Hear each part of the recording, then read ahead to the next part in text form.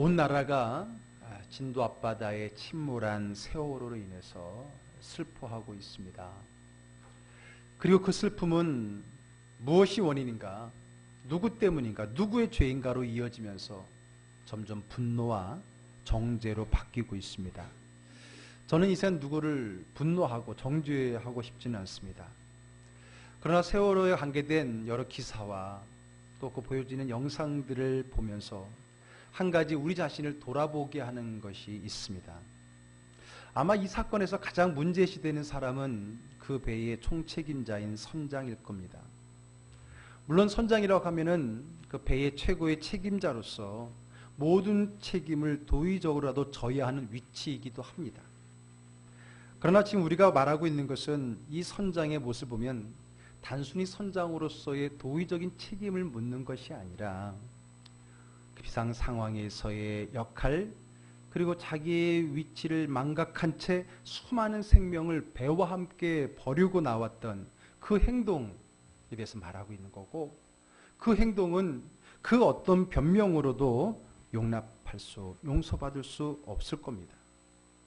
무엇보다도 그 선장이 탈출하는 그 영상은요, 어쩌면 세계에 있는 모든 선장들에게 있어서 씻을 수 없는 치욕거리가 될 것입니다. 선장의 위용을 갖춘 정복은커녕 속옷 차림으로 허둥지둥 탈출하는 그 장면이 우리를 슬프게 하고 분노하게 합니다. 그 순간 우리가 봤던 영화 타이타닉에서 선장의 정복을 입고 끝까지 배의 조타실에서 밀려오는 물속에 잠기면서 배와 함께 운명을 같이 했던 에드워드 존 스미스라고 하는 그 선장, 그 모습이 떠오른 거는 아마 저뿐만 아닐 겁니다. 아마 그 영화를 봤던 사람은 그 장면과 우리가 봤던 그 영화의 한 장면, 그것을 서로 생각해 보면서 가슴 아파할 겁니다. 그런 장면을 보면서 저에게 떠오르는 한 가지 말씀이 있었습니다. 한 가지 질문이 있었습니다. 그것은 다름이 아니라 내가 어디에 있느냐, 너가 어디에 있어야 하느냐라고 하는 그 성경 말씀의 말이 머릿속에 떠오릅니다. 사실 이 질문은요, 최초로 하나님께서 최초의 인간인 아담에게 가장 첫 번째 던졌던 질문의 형식의 말씀이었습니다. 하나님의 말씀을 어기고 뱀의 모습으로 가장하여 다가온 그 사단의 유혹에 넘어가서 선악과를 따먹어버렸던 아담과 하와, 그들은 사단의 말처럼 하나님같이 되지 않았습니다. 오히려 그 이전에는 없었던 부끄러움과 두려움이 생겼고, 결국은 하나님의 소리를 듣자 너무 놀라서 나무 사이에 숨어버리는 존재가 되었습니다. 그것을 보고 하나님께서 말씀하셨습니다. 아담아, 내가 어디 있느냐? 하와야, 내가 어디 있느냐? 하나님과 인간이 숨바꼭질하는 걸까요? 하나님이 정말 그가 어디 숨었는지 모르셔서 묻는 것일까요? 그 전에 누구보다도 아담과 하와가 죄를 지은 것을 아시는 하나님께서 왜 그런 질문을 하셨을까요? 보통 우리는 누군가 잘못을 하게 되면 이렇게 질문합니다. 너 무슨 행동을 했어? 너가 한 짓이 뭐야? 그가 한 행동에 대한 질문을 하는 것이 보통 우리의 표현입니다. 너 왜 거짓말했어? 너 왜 친구와 싸웠어? 너 왜 엄마 말 안 들어? 그가 했던 잘못된 행동에 대해서 지적하고 질문을 하지요. 그런데 하나님께서는 너가 왜 선악과를 먹었어? 너 왜 죄를 지었어? 라고 물은 것이 아니라 내가 어디 있느냐라고 질문하신 겁니다. 그리고 이것은 정말 그가 어디 있는지 몰라서 그 장소를 묻는 질문이 아니라는 거죠. 그럼 무슨 질문일까요? 내가 어디에 있느냐라고 하는 것은 무엇을 염두에 둔 질문일까요? 그것은 바로 내가 누구냐, 네가 누구냐 라고 하는 그의 정체성의 아이덴티티에 관한 질문이라고 하는 겁니다. 그 사람이 누구냐는 것은요, 그가 어디에 있느냐로 결정되기 때문입니다. 이번 달 설교의 주제가 주님께서 물으시길 하고 네 가지 질문을 놨죠. 언뜻 인간적인 생각에 내가 누구냐도 하나 넣었으면 좋겠는데 굳이 누지 않아도 될 이유는 바로 내가 어디에 있느냐가 바로 내가 누구냐라고 하는 질문이기 때문에 그렇습니다. 그가 어디 있느냐? 그가 있는 그 자리가 바로 그가 누구냐를 말해주는 그 정체성의 내용이기 때문에 그럽니다. 내가 어디 있느냐? 그게 바로 나를 말하고 있는 겁니다. 야구에 보게 되면요, 수비할 때 9명이 수비를 합니다. 그 9명의 수비수들은 다 이름이 있습니다. 그 이름은 다름 아니라 그 사람이 있는 그 위치에 따른 이름인 겁니다. 1루 베이스에 있으면 1루수고 2루 베이스에 있으면 2루수고 3루면 3루수가 되는 거죠. 그리고 베이스와 홈을 그림을 그리면 다이아몬드가 되는데 그 다이아몬드 저 바깥에 있는 사람은 외야수라고 그러죠. 그래서 왼쪽에 있으면 좌익수, 오른쪽에 있으면 우익수, 가운데 있으면 중견수라고 말합니다. 그들의 이름은 그들이 누구냐라고 하는 것은 그들이 어디에 있느냐에 의해서 이름 지어지는 겁니다. 그러므로 내가 어디에 있느냐? 그 자리는 네가 누구냐라고 하는 그 정체성에 관한 질문입니다. 그래서 배와 승객을 버리고 탈출하는 선장에게 우리는 이렇게 묻고 싶은 겁니다. 네가 어디 있느냐? 네가 어디 있어야 되느냐? 그 말은 곧 네가 누구냐라고 하는 질문을 하게 되는 거죠. 자기가 누구인지를 분명히 안다면 자기가 있어야 할 자리도 알게 되는 겁니다. 또한 내가 있는 자리를 보면 거꾸로 내가 누구인지도 알 수 있게 됩니다. 사람들은 그가 누구인지와 그가 있어야 할 자리를 알기 위해서 때로는 옷을 입히기도 하죠. 그래서 그 옷으로 그가 누구인지 어디 있어야 하는 사람인지를 그 사람, 당사자와 또 다른 사람들에게 각인시켜주기 위해서 옷을 입히기도 합니다. 흔히 정복, 유니폼, 가운 이런 것들이 그 사람이 누구냐, 어디 있어야 되냐는가를 가르쳐 주는 거예요. 그 옷을 통해서 스스로 자기의 자리를 망각하지, 내가 누군지를 망각하지 말라는 겁니다. 이번에도 기사 가운데 우리가 사복 차림으로 속옷 차림으로 나오는 글을 보면서 만약에 저 사람이 정복을 그 시간에 입고 있었더라면 저렇게까지 비참한 추잡스러운 행동을 했겠느냐.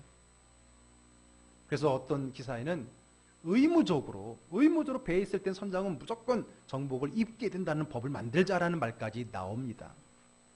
물론 그것이 조금은 도움 되겠죠. 그러나 그것으로도 그 사람의 위치를, 그 사람이 누구인지를 확인시켜 줄 수 없는 겁니다. 이번에도 만약 선장이 정복을 입고 있었다면 그런 부끄러운 행동을 했을까? 그가 선장의 삶을 살았을까? 우리는 그렇다라고 말할 수 없습니다. 어느 정도 일리가 있지만은 그러나 죄인된 인간을 옷으로 통제할 수 없는 겁니다. 명찰로 통제할 수 없는 겁니다. 여러분, 하나님께서 처음 인간을 만드시고 나서 어떤 옷을 입히셨습니까? 어떤 옷을 입히셨죠? 네, 아무것도 안 입히셨어요? 피부를 입히셨죠. 기가 안 찬다고 아예 반응도 안 해주시는데 그래요. 아무것도 안 입히셨어요. 네? 아무것도 안 입히셨어요. 벗은 몸이 있죠. 물론 벗었다라고 하는 개념이 있을 수 없습니다. 왜? 입었다는 개념도 없었으니까. 어쨌든 그 자연스러운 그 몸을 하나님은 창조하셨어요. 그리고 그런 인간을 바라보시고 어떻게 평가하셨어요? 좋으셨다 그랬어요. 보시기에 심히 좋았다라고 하나님은 평가하셨습니다. 그런데 지금 오늘 본문에 죄를 지은 이 아담과 하와는 죄를 짓고 나서 자기 몸을 어떻게 했습니까? 어떻게 했죠? 무화과 잎으로 치마를 만들어서 자기의 몸을 가렸다라고 했습니다. 예, 그럼 여러분 한 가지 질문하겠습니다. 하나님이 만들어주신 그 옷, 거기에다가 뭔가를 입혔다는 것은 입은 거지만 또 다른 표현으로는 바꾼 거잖아요. 하나님이 주신 그 옷을 바꿔버렸다는 겁니다. 자, 질문하겠습니다. 아담과 하와가 벗은 몸으로 죄를 지었습니까? 아니면 무화과 나무 잎을 가리고 죄를 지었습니까? 네, 벗은 몸으로 지었어요. 하나님이 좋았다라고 만들어준 그 모습으로도 죄를 지었어요. 무슨 말인지 아시겠어요? 그러면 그 사람에게 정복을 입혔다고 죄를 안 짓겠습니까? 그 자리를 안 떠나겠습니까? 그렇지 않습니다. 우리가 우리 몸을 가리고 즉 다른 옷을 갈아입고 죄를 지은 게 아니었어요. 아담과 하와는 하나님이 주신 그 아름다운 모습을 가지고 죄를 지었던 것입니다. 옷을 입힌들 그 죄의 자리에서 벗어나지 않는다는 보장이 없는 우린 죄인들의 삶입니다. 옷을 바꿀 뿐이지 정복을 입혀놓아도 그렇습니다. 모르죠. 정복 입었다가 도망가기 위해서 일부러 벗었는지도 모르지요. 안 그렇겠지만은 그렇습니다. 그게 우리 인간입니다. 중요한 것은 보이지 않는 옷, 보이지 않는 옷. 바로 내가 누구냐라고 하는 자기 정체성의 옷. 그것을 입고 있지 않으면은 무슨 옷을 입혀도 우리는 또 거기에 맞게끔 피해가면서 죄를 짓는 것이 인간들이라는 거예요. 옷이 아닙니다.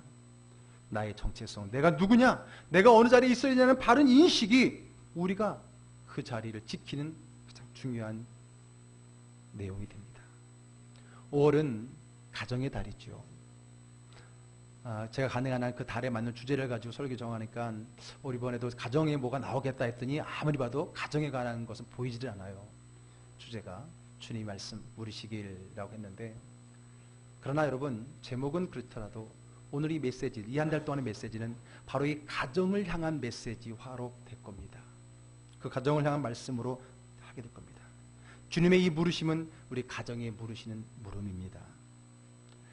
사랑하는 즐거운 가족 여러분, 여러분은 지금 어디에 있습니까? 주님이 물으십니다. 내 가정에서 너는 어디에 있느냐? 여러분 가정에서 여러분들은 어디에 있습니까? 그것은 다른 말로 너희 가정에서 너는 누구냐? 라고 주님이 오늘 질문하십니다. 여러분들은 여러분이 속한 가정에서 누구입니까? 여러분의 가정에 어디에 있습니까? 우리는 남편, 아내, 엄마, 아빠, 형, 누나, 언니, 오빠, 동생 다양한 옷을 입고 있습니다. 옷 하나만 갖고 있는 사람은 없어요. 가정에 다양한 관계의 옷을 가지고 있었죠. 그리고 그 이름은 그 사람이 있어야 할 자리를 결정하게 됩니다. 그러면 여러분, 남편 혹은 아빠가 있어야 할 자리는 어디입니까? 돈 버는 곳, 직장입니까? 엄마 혹은 아내들이 있어야 할 자리는 어디입니까? 주방입니까? 우리의 자녀들, 아들, 딸들이 있어야 할 자리가 어디입니까? 학교입니까? 그것이 그 아이들의 자리입니까? 그것이 그 아이들의 정체성의 자리입니까? 물론 어느 한 면에서는 그럴 수 있겠죠. 그러나 이것이 우리가 있어야 할 자리는 아닙니다. 우리의 정체성, 우리의 자리를 그렇게 적은 자리에 가두어서는 안 됩니다. 내 이름의 그 자리는 어느 정도로 국한되지 않습니다. 그러면 그 자리는 뭘까요? 그건 우리가 누구냐라고 하는 존재에 대한, 내가 왜 이곳에 이런 모습으로 있느냐라고 하는 그 존재의 목적에 대한 이해로부터 시작되어야 됩니다. 그가 그 이름을 갖고 있는 그 이유, 그 존재의 목적의 자리에 있어야 될 때에 우리가 가정에서도 우리의 그 자리를 지켜낼 수 있고, 그 자리에서 우리 가정이 침몰하지 않고 순항할 수 있도록 할 수 있는 겁니다. 자, 그러면 이 말씀을 찾아보기 위해서 창세기의 최초의 범죄 사건의 현장으로 한번 가보도록 하겠습니다. 자, 오늘 말씀 3장 5절의 말씀입니다. 한번 같이 읽어볼까요? 너희가 그것을 먹는 날에는 너희 눈이 밝아져 하나님과 같이 되어 선악을 알 줄 하나님이 아심이라. 자, 에덴의 하나님의 큰 힘이 보기 좋으신 창조물 속에, 창조 세계 속에 살아가던 인간들에게 위기가 옵니다. 이것은 하나님 편에서 위기였고 당시의 죄 어리석은 인간에게는 기회로 알았지요. 누가 찾아옵니까? 뱀의 형상을 한 사단이 찾아옵니다. 그리고 어떻게 합니까? 유혹합니다. 유혹 없이 죄를 지었습니까? 아닙니다. 그에게 유혹이 있었습니다. 무슨 유혹입니까? 사단이 뱀을 입을 통하여 뭐라고 말했습니까? 이것을 먹으면, 즉 선악과를 먹는 날에는 너희 눈이 밝아져서 하나님과 같이 되어 선악을 알 줄을 알게 된다. 하나님이 알 줄 하나님이 아시기 때문이라는 겁니다. 즉 이 선악과를 먹으면 너희 눈이 밝아져서 너희가 하나님 같이 되어 선악을 분별할 수 있는 높은 경지의 사람이 된다라고 유혹한 겁니다. 자, 그럼 여러분, 이 3장 5절의 사탄의 유혹의 메시지 가운데 중요한 단어는 뭘까요? 중요한 단어는 뭘까요? 여러분, 사탄은요, 사기꾼이고 거짓 증거자잖아요. 사람을 현혹시킵니다. 만약에 사탄이 이 말을, 이 성경 구절을 그들의 입으로 말했을 때 어디에 액센트를 줬겠냐면 너희 눈이 밝아져서의 액센트를 줬을 것이고요. 그 다음에는 선악을 알게 된다라고 하는데 포인트를 줬을 겁니다. 그 말은 그 두 말 사이에 있는 하나님 가치라는 말은 대충 알 넘어갔을 거예요. 강조하지 않았을 거예요. 그러면 물론 그가 눈이 밝아지고 선악을 알게 된다라고 하는데 혹해서 넘어갔겠지만, 그러나 오늘날 그것이 문제가 됐다는 것을 알고 있는 우리에게 있어서의 함정, 그 말의 중요한 단어는 뭐냐면 하나님과 같이라고 하는 겁니다. 하나님과 같이 된다라고 하는 그것이 사탄의 유혹의 중요한 포인트입니다. 왜냐? 여러분, 하나님은 인간을 창조하셨을 때에 어떻게 창조했습니까? 하나님처럼 창조했죠? 뭘 또 끄덕여요? 하나님 같이 창조했죠? 아직도 끄덕이는 분이 있네. 하나님처럼 창조했습니까? 하나님 같이 창조했습니까? 아닙니다.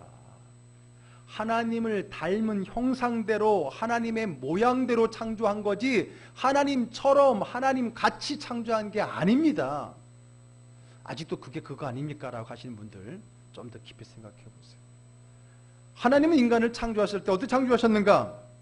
창세기 1장 26절 창조의 사건 기록으로 가보겠습니다.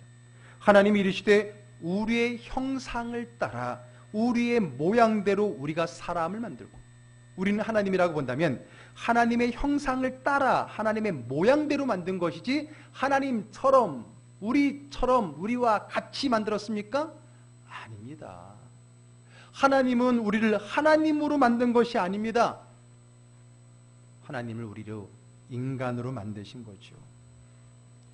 그런데 하나님 같이 만들지 않고 하나님처럼 만들지 않고 하나님을 닮고 하나님의 형상으로 만들었는데, 오늘 사탄이 말합니다.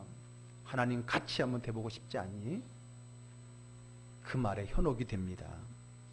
그리고 죄를 짓게 됩니다. 뭐가 문제입니까? 그가 눈이 밝아져서 선악을 알게 되는 게 중요한 것이 아닙니다. 사탄은 교묘하게 그것을 가지고 유혹했는지 모르지만 하나님 편에서 뭐가 중요한 겁니까? 하나님 같이 되려고 하는, 하나님이 그를 창조한 존재의 목적을 다르게 바꾸려고 하는 그것이 문제라고 하는 겁니다. 왜 그렇게 만드셨는가는 우리에게 중요한 것이 아닙니다. 하나님 우리의 존재를 그렇게 만들었는데 그 존재의 목적을 바꾸려고 하는 우리의 자세가 잘못된 겁니다. 자기 자리를 벗어나려고 하는 거예요. 내가 있어야 할 자리가 어느 자리인지를 망각한 채 그 자리를 벗어나려고 하는 우리를 말하고 있는 겁니다. 하나님이 최초에 만드신 그 인간의 자리를 벗어난 겁니다. 하나님은 인간을 만든 것이지 하나님 만든 것이 아닙니다. 여러분, 우리 가정에서도 마찬가지입니다. 내 위치를 바로 알아야 됩니다. 그리고 그 자리의 목적을 벗어나지 말아야 됩니다. 우리 가정에서의 나의 자리를 지켜야 됩니다. 그것을 벗어나서는 안 됩니다. 거기서부터 우리 가정에 문제가 생깁니다. 그러면 하나님이 나에게 주신 이 자리를 충실히 지켜나가야 됩니다. 좀 더 나아가 보겠습니다. 7절로 가봅니다. 7절도 한번 다 같이 읽어볼까요? 이에 그들의 눈이 밝아져 자기들이 벗은 줄을 알고 무화과 나무 잎을 엮어 치마로 삼았더라 라고 말합니다.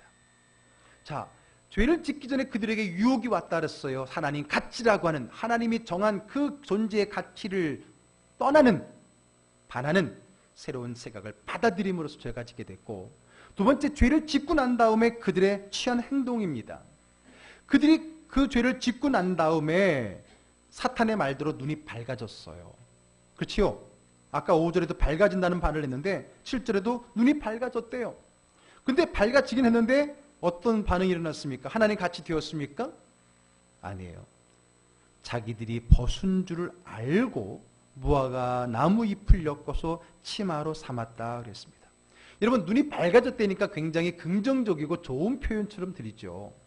영어 성경에도 눈이 열렸다라고 하는 표현을 하니까 우리가 흔히 눈이 밝아지고 열려지는 건 좋은 표현이라고 보잖아요.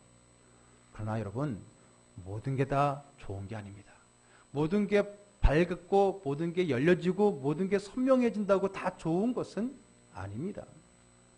그러면 모르는 게 약인 겁니까? 그럴 수도 있겠죠. 그 기준은 없는 겁니다. 여러분, 참 우리의 창조의 하나님의 섭리는 놀랍습니다. 여러분 들어보셨죠? 우리 귀가 아주 작은 소리 들어요, 못 들어요? 작은 소리 다 들어요? 네. 알아들었어요? 못 알아들었잖아요. 작은 소리 못 알아들어요.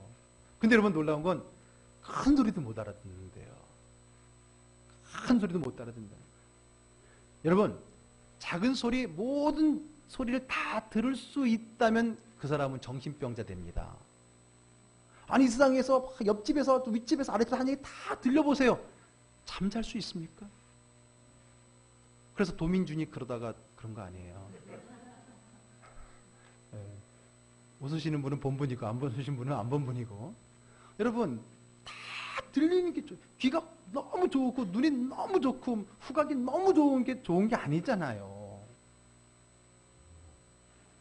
하나님께서 필요한 만큼 우리의 눈과 귀와 코와 입을 열어놓으신 것 아니겠습니까? 그거를 우리가 그 하나님이 나를 만드신 그것을 넘어가려고 할 때부터 나의 자리는 변하기 시작합니다. 어쨌든 그는 눈이 밝아졌어요. 그 밝아진 것이 긍정적인 표현은 아닐 거라 했어요. 그럼 눈이 밝아져서 뭘 봤습니까? 제일 먼저 본 게 뭐예요? 네, 얼레리 껄레리 하기 시작한 거예요. 벗은 몸을 보고 부끄러움이 생긴 거예요. 그 벗은 몸 처음 봤습니까? 늘 본 건데. 근데 왜 갑자기 눈이 밝아지니까 벗은 줄을 알게 되고 그 벗었다는 것이 부끄럽다는 것으로 알게 됐을까? 뭔가 하나님이 그에게 주신 개념이 없는 개념이 들어왔기 때문입니다. 원래부터 벗었다는 개념이 있었습니까? 여러분, 입었다는 게 없는데 벗었다는 개념이 어떻게 있을 수 있습니까? 그건 하나님이 주신 개념이 아닙니다. 하나님이 그를 창조하고 내가 너희들을 벗어서 만들었으니까 절대 입지 마라 하신 적도 없어요. 그러나 벗었다는 개념을 누가 준 겁니까? 누가 준 것이 아니라 내가 하나님의 그 개념을 이탈했을 때 새롭게 나타난 개념일 뿐입니다. 여러분, 모두 옷을 입고 있다면 벗은 것이 차이가 있지만 이 세상에 딱 2명밖에 없는 사람이 다 벗고 있으면은 그건 문제가 될 게 없잖아요. 도대체 벗었다는 의미는 누가 준 겁니까? 여러분, 정글에서 문명과 떨어져 살아가는, 옷을 벗고 살아가는 그들의 사람들에게 가서 야, 너 옷 벗고 다니면 창피하지 않냐? 라고 물어보는 것과 똑같은 겁니다. 그건 누가 만든 개념이에요? 옷을 벗으면 부끄럽다는 개념은 누가 만든 개념이에요? 그건 하나님 만든 개념이 아니라 우리가 하나님의 그 개념 밖으로 뛰쳐나감으로써 생긴 또 다른 개념일 뿐이라고 하는 겁니다. 그래서 하나님께서 묻습니다. 11절로 갑니다. 이르시되 누가 너의 벗었음을 내게 알렸느냐? 그 말은 뭔지 아세요? 내가 말한 적이 없다는 거예요. 그렇죠? 누가 너한테 그런 얘기 벗었다는 그랬어? 그 말은 뭐냐면 난 너한테 벗었다는 것을 가르친 적이 없는데, 말해준 적이 없는데, 그런 개념을 준 적이 없는데, 그것을 지적한 적이 없는데 누가 너한테 그걸 지적했어? 이 말은 뭐냐면 하나님이 이 말씀을 하신 이유는 누구를 몰라서 물어본 것도 아니고 따지려고 물어본 것이 아니라 왜 내가 말한 그 기준을 벗어났느냐는 얘기를 하고 있는 겁니다. 왜 네가 있어야 할 그 자리를 벗어났느냐는 것을 이야기하고 있는 겁니다. 하나님이 그 말 하지 않았습니다. 하나님이 그 말 정하지 않았습니다. 하나님이 정하신 창조의 뜻이 아닌 다른 것이 들어오면서 우리에게 문제가 되기 시작한 겁니다. 그럼 하나님이 정하신 뜻은 뭡니까? 벗은 몸 그 자체로 아름답다는 거예요. 부끄럽지 않다는 겁니다. 여러분, 우리가 뭔가 잘못했다라고 지적하고 부끄럽다, 창피하다라고 말한 것들은 하나님이 지적한 것이 아닌 게 너무 많습니다. 그것은 다 우리들이 정한 겁니다. 그것은 우리들끼리 어느 기준에 정한 것이고 그 기준은 모두의 어느 시대든 동일하지 않습니다. 지금 우리는 옷을 벗으면 부끄럽고 창피하고 지적받을 수 있지만 그 원주민들 사이에는 입고 있는 게 오히려 창피할 수 있을 겁니다. 변하는 건 진리가 아닙니다. 우린 변하지 않는 진리가 아닌 변하는 그 비진리 속에서 우리는 스스로를 옥죄하면서 살아가고 있다는 거예요. 사도행전 10장에 보게 되면 하나님께서 베드로에게 환상을 보여주면서 그 환상 가운데 다양한 짐승들을 보이면서 잡아먹으라고 합니다. 그때 유대인 중에 유대인이었고 그 유대인의 법에 충실했던 베드로는 그 중에는 먹지 말아야 될 율법이 정한 짐승들이 있었거든요. 그러니까 내가 못 먹겠다고 안 먹겠다고 말합니다. 그때 하나님께서 뭐라고 말씀하십니까? 보겠습니다. 10장 15절 사도행전 함께 있습니다. 하나님께서 깨끗하게 하신 것을 내가 속되다 하지 말라 하더라. 아멘. 여러분, 가정에서의 많은 갈등은 뭘까요? 많은 이유가 있겠지만 가장 큰 거는 비교하면서 시작되는 거잖아요. 누구 남편은, 누구 집 아내는, 누구네 아들은, 누구 엄마는 도대체 그 기준을 누가 정한 겁니까? 하나님이 주신 겁니까? 아빠는 이 정도 돼야 된다라고 말해줬습니까? 엄마는 적어도 누구 집에 누구처럼 돼야 된다라고 하나님 말해준 적이 있습니까? 성경에 있습니까? 우리는 하나님이 주시지 않은 다른 어떤 개념을 가지고 서로를 틀렸다고 말하지만 사실 그런 시각을 가진 내가 벌써 나의 그 자리를 이탈한 겁니다. 서로 비교하지 마십시오. 그 비교 때문에 가족은 더 멀어지고 그 가족은 깨어지게 되는 겁니다. 나는 그들의 부모가 아닙니다. 나는 그들의 아내가 아닙니다. 나는 당신의 아내고 우리 아이들의 어머니고 그들은 나의 자녀입니다. 그들은 그 무엇으로 비교되지 않습니다.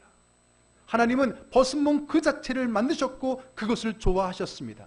여러분들이 비판하고 비교하고 있는 그 모습 그대로 하나님은 받아주시고 기뻐심으로 사랑으로 받아주시는데 오늘 우리가 그 개념 밖으로 그 자리를 박차고 나감으로써 우리는 불행해지기 시작합니다.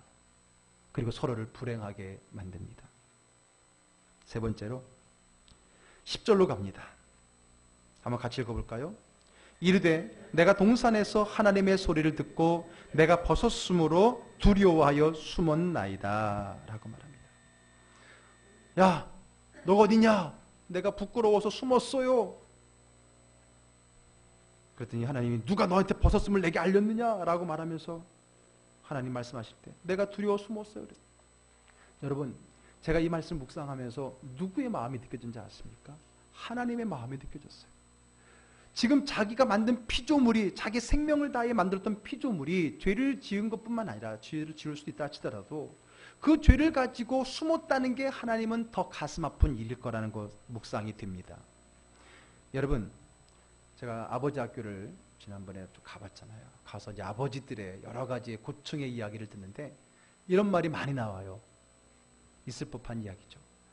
자기가 집에 딱 들어가면, 퇴근하고 집에 딱 들어가면 거실에 가족이, 아내와 아이들이 딱 재미있게 기쁘게 대화를 나누고 TV를 보고 있다가 아빠가 딱 들어가면 어떻게 한다? 아빠가 딱 들어가면 어떻게 할 것 같아요? 네. 참고로 저희 집은 아빠 하고 달려 나옵니다. 네. 그럼 속으로 그러겠죠? 아직 어려서 그렇지 뭐. 많은 분들이 아빠가 딱 퇴근하고 집에 들어오면은 사춘기를 갖고 있는 그런 자녀들은 어떻게 한다고요? 다 각방으로 들어갑니다. 다 자기 방을 후두둑 하고 흩어지면서 마치 여러분 불 꺼 있을 때 쥐들이 막 옛날에 막 나와 있다 불 딱 켜면 다 들어가죠? 네, 뭐 쥐 있는 걸 본 적이 없잖아 젊은이들은. 네. 네? 불 딱 켜면 싹 하고 다 들어가듯이 아빠도 하고 딱 들어오면 자녀들이 확 하고 자기 방으로 다 들어간대요. 숨는 거예요. 피하는 거예요. 하나님이 어디 있느냐? 후딱 하고 하나님 숨었어요. 여러분, 부모가 돌아왔을 때 자녀가 후딱 하고 숨는 것을 봤을 때 그 아버지 아픔을 여러분 이해할 수 있지 않습니까? 그래서 그 아버지는 맨정신에 못 들어가겠다는 거예요. 그래서 술 먹고 들어간다는 거예요. 그러니까 또 그것이 마찰이 돼서 더 멀어지는 것. 그런 가정들 많이 보지 않습니까? 여러분, 부모가 왔는데 숨는 자녀를 본다면 그 부모의 마음은 무너지지 않겠습니까? 찢어지지 않겠습니까?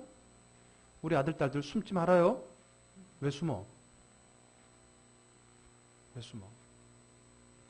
하나님, 난 그 생각이 든 거예요. 하나님이 딱 나오니까 아담과 하와가 둘밖에 없는 사람이 후다닥 다 숨어버리네.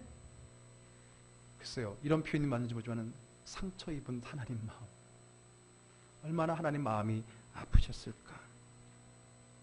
여러분, 우리의 문제가 왜 우리의 자리가 이탈되는가? 하나님께 숨으면 안 됩니다. 다르게 말하면 하나님 앞에 나와야 되는 겁니다. 여러분, 에덴이 뭘까요? 하나님이 인간을 창조하신 다음에 에덴에 살게 하셨어요. 여러분, 에덴을 장소로 생각하지 마세요. 에덴이 어디 있었을까요? 지금의 이라크 쪽에 있진 않아. 막 연구하고 그러는데, 여러분, 에덴을 장소적인 개념으로 보면 안 되는 겁니다. 물론 어느 장소에 있겠지만은 에덴은 장소의 개념이 아닙니다. 에덴은 뭡니까? 내가 있어야 할 자리입니다. 그 자리는 어떤 자리입니까? 하나님과 함께하는 자리입니다. 하나님과 무한한 교제의 나눔의 장입니다. 여러분, 인간이 에덴에서 언제 쫓겨났습니까? 어떤 분들은 성경에 보니까 결국은 이렇게 죄를 짓고 하나님께서 그 죄에 대해서 막 이해하고 난 다음에 이제 에덴에서 쫓아내셨다라고 생각할 수 있겠는데, 아닙니다. 에덴은 언제 그들이 쫓겨났냐면, 사실 쫓겨난 게 아니라 언제 에덴을 뛰쳐나갔느냐면 죄를 짓는 순간부터입니다. 죄의 유혹을 마음에 품을 때부터 그들은 에덴에서 도망간 겁니다. 에덴은 장소가 아닙니다. 내가 선장으로 그 자리를 지켰다 할지라도 내 마음에 선장의 마음이 없이 그 자리에 있다면 거기가 에덴이 아닙니다. 혹 내가 선장의 사명을 다하기 위해서 몸부림치다가 선장의 자리가 아닌 다른 쪽에 있다 할지라도 그의 마음이 선장의 마음을 떠나지 않았더라면 그 사람은 선장의 자리에 있는 것이지요. 내가 외박하지 않고 꼬박꼬박 집에 들어온다고 내가 가정을 지키는 게 아니듯이, 내가 혹 여러 가지 일로 집을 들어가지 못하더라도 내가 가정을 버린 것이 아니듯이 장소가 아닌 거예요. 착각하지 마십시오. 나는 그래도 외박하지 않는다라고, 나는 가정을 지킨다고 말하지 마십시오. 나는 가출하지 않는다고, 나는 정말 자녀의 자리를 지키고 있다고 착각하지 마십시오. 우리가 있어야 될 자리는 장소가 아닙니다. 그럼 뭡니까? 나는 가정에서 어디에 있어야 됩니까? 나는 가정에서 누구입니까? 도대체 나는 누굽니까? 그것을 안다면 내가 어디에 있어야 되는지를 알게 되는 겁니다. 여러분, 오늘 내가 누구냐를 우리가 무엇을 해야 한다라고 풀면 안 됩니다. 예수님께서도, 하나님께서도 내가 어디 있느냐라고 물어봤지 내가 무슨 죄를 지었냐라고 행위를 물어보지 않았던 것과 같은 겁니다. 세상에서는 좋은 아빠, 좋은 엄마, 좋은 자녀, 좋은 아내, 좋은 남편 되기 위해서 수많은 행위를 내놓습니다. 이렇게 하십시오, 저렇게 하십시오, 이럴 땐 이렇게 하십시오. 얼마나 많은 걸 내놓는지 모릅니다. 그러나 여러분, 그것을 한다고 내가 좋은 아빠가 되는 노력은 될지언정 되는 것이 아닙니다. 다 하기도 쉽지 않고요. 하나님은 너가 어떻게 하라라고 말씀하지 않습니다. 내가 누군지를 알아라. 그리고 그 자리를 지킨다면 된다는 거예요. 거기에 답이 있는 겁니다. 이것이 비단 가정만이겠습니까? 일터에서도 마찬가지고, 아니 나라고 하는 이 땅의 존재 자신도 마찬가지로 하는 겁니다. 오늘 이 시간에 가정이다를 맞이해서 아버지들은 이렇게 하십시오, 어머니들 이렇게 하십시오, 자녀들이요 정말 이렇게 하십시오 라고 행위를 가르치지 않는 이유는, 설교하지 않는 이유, 그것이 우리를 변화시킬 수 없기 때문에, 그 행동이 내가 누구냐를 결정짓는 것이 아니기 때문에 나는 누구냐는 자아의식과 내가 있어야 할 그 자리에 있을 때에 내가 되는 것처럼, 그러면 나는 누구일까요? 여러분들은 누구일까요? 아빠, 엄마, 남편, 아내, 자녀, 뭐 여러 가지 옷은 수가지가 있지만 그 옷이 내가 아니잖아요. 그럼 나는 누구일까요? 그것은 하나님이 나를 만드신 그 존재 목적에서 찾아야 됩니다. 하나님께서 인간을 창조하신 그 창조의 목적에서 찾아야지 내가 만드는 것이 아닙니다. 나는 누구일까요? 나는 하나님의 사람입니다. 동의하십니까? 우리 오늘 처음 교회 오신 분들이 많은지는 모르겠지만 우리 기독교에서는 그런 동의를 할 때는 아멘이라고 합니다. 혹시 모르셨다면 오늘 배우셨죠? 여러분들은 하나님의 속한 하나님의 자녀가 맞습니까? 그래요. 우리는 하나님이 창조하신 하나님의 사람입니다. 그것도 하나님이 너무나 사랑하시는, 우리를 보시고 우리의 그 연약한 모습일지라도 부족한 모습일지라도 그 모습을 그대로 보시면서 그대로 받으시면서 보시기에 힘이 좋았다라고 감탄하셨던 그런 존재가 바로 저와 여러분인 것을 믿습니까? 그런 거예요. 근데 문제는 뭐예요? 내가 나를 인정하지 않는 거예요. 하나님이 만드신 나의 그 개념을 버려버린 거예요. 왜 부끄러워요? 왜 창피해요? 하나님은 절대로 나를 부끄럽고 창피한 존재로 만들지 않았구만. 하나님이 정하신 그 테두리 밖으로 나가서 새로운 개념을 가지고 들어와서 하나님도 인정한 것을 내가 부인해버립니다. 하나님이 두렵습니까?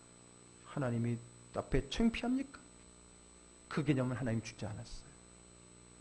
오늘 저와 여러분들은 하나님이 누구보다도 사랑하시고 보시기에 힘이 좋았다라고 인정한 하나님의 사랑받는 자녀임을 믿으셔야 됩니다. 그것이 여러분 내가 가정의 아버지로서 어떻게 하면 좋습니까? 라는 질문에 대한 답이 되어야 됩니다. 어떻게가 중요한 게 아닙니다. 내가 누구냐? 하나님의 사랑받는 자녀다. 그럼 내가 있어야 할 자리가 어디입니까? 에덴입니다. 에덴이 어디입니까? 앞에도 말씀드렸죠. 하나님과의 관계의 자리입니다. 좋은 아빠, 좋은 엄마, 좋은 자녀? 그것은 어떤 다른 행동 지침에 있는 것이 아니라 내가 하나님의 사랑받는 자녀라는 그 자아인식 속에서 하나님과의 그 관계의 사랑의 관계의 에덴에 있을 때에 거기가 내가 있어야 할 자리입니다. 그런 본질적인 자이해와 그 자기의 자리를 잃어버린 채 열심히 직장에서 자녀들을 위해서 일한다고 그가 아버지 자리를 지키는 게 아니고 여전히 주방에서 자녀들을 위해 가족을 위해 음식을 하는 것이 어머니 자리를 지키는 것이 아니고 여전히 부모님들을 호강시키고 부모님 기쁘게 해드리기 위해서 학교에서 열심히 공부하는 게 그 자녀의 자리가 아니라는 겁니다. 모든 죄는 불행을 낳았고 그 모든 죄는 하나님이 정하신 그 테두리를 벗어나면서 시작된 겁니다. 왜 불행합니까? 왜 우리 가정에 아픔이 있습니까? 갈등이 있습니까? 내가 잘 못해서 잘해서 아닙니다. 내가 내 자리, 하나님이 나에게 주신 그 존재 목적의 자리를 잃어버리고 정체성을 잃어버리고 방황하기 때문입니다. 그럼 우리가 있어야 할 자리가 어디입니까? 바로 에덴입니다. 숨지 마십시오. 숨다는 것은 누구에게부터 숨은 겁니까? 하나님께로부터 숨지 마십시오. 하나님에게부터 떠나지 마십시오. 하나님이 여러분에게 주신 그 은혜와 하나님의 그 말씀을 그 안에서 거하십시오. 그 안에는 어떤 두려움과 부끄러움도 없습니다. 거기에서 숨지 마십시오. 피하지 마십시오. 하나님과 멀어지지 마십시오. 하나님 없이 우리 행복해요? 그럴 수 있어요. 왜? 그가 생각하는 행복이라는 의미가 하나님이 말하는 행복과 다르다면 그럴 수 있어요. 오늘 주일 안 오고 주일날 멋진 데 여행 가면 우리가 좀 더 행복할 수 있고 좋은 남편, 좋은 아빠 될 수 있어요. 내가 행복이 그거다라고 생각하는 이상. 그러나 진정한 행복이 무엇인지 하나님이 주신 그 믿음의 자리에 그 모습으로 있는 것이 사실은 우리를 행복하게 하고 우리 가정을 행복하게 하는 겁니다. 저는 여러분들에게 가정에 어떤 지침을 줄 수 있을 만큼 남들보다 뛰어난 남편, 아버지, 자녀가 아닙니다. 솔직히 말하면 우리 교회에 제가 부러울, 제가 참 오히려 본받아야 될 그런 아버지, 그런 남편, 그런 아들들이 참 많습니다.